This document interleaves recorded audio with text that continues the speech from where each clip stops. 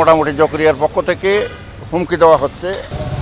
এমতো অবস্থায় যেহেতু সরকারের মোটামুটি আমরা এই হত্যার এটা আপনারা সকলেই জানেন, আমরাও জানি বিগত শেখ হাসিনার আমলে আমাদের অনেক শ্রমিক ভাই হত্যা হয়েছে, খুন হয়েছে। এখনো পর্যন্ত তাদের কোনো বিচার হয় নাই। এখনো খুনির আসামিরা বাহিরে ঘুরে ঘুরে বেড়াচ্ছে।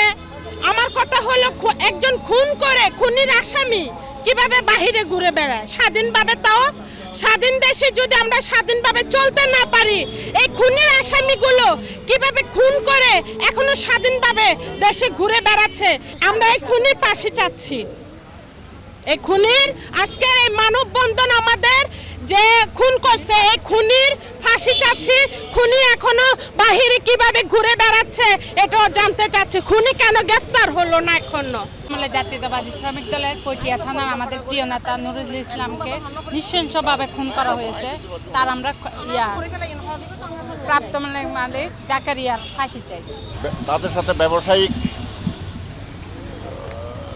দ্বন্দ্বের জের ধরে নিজ ভাই কর্তৃক মোহাম্মদ জাকারিয়া নুরুল ইসলামকে হত্যা করেন এবং জাকারিয়ার পরিচিতি হচ্ছে তিনি বিগত সরকারের আমলে শ্রমিক লীগের সাথে সম্পৃক্ত ছিল, আওয়ামী লীগের রাজনীতি করতেন। ব্যবসায়িক কোন্দলের জের ধরে মোটামুটি তাকে খুব নির্মমভাবে হত্যা করা হয়েছে। বাইকে বড় ভাই ছোটো ভাইকে হত্যা করা হয়েছে। এটি মামলা হয়েছে কক্সবাজার জেলা দায়রা আদালতে। কোনো মামলা প্রক্রিয়াধীন।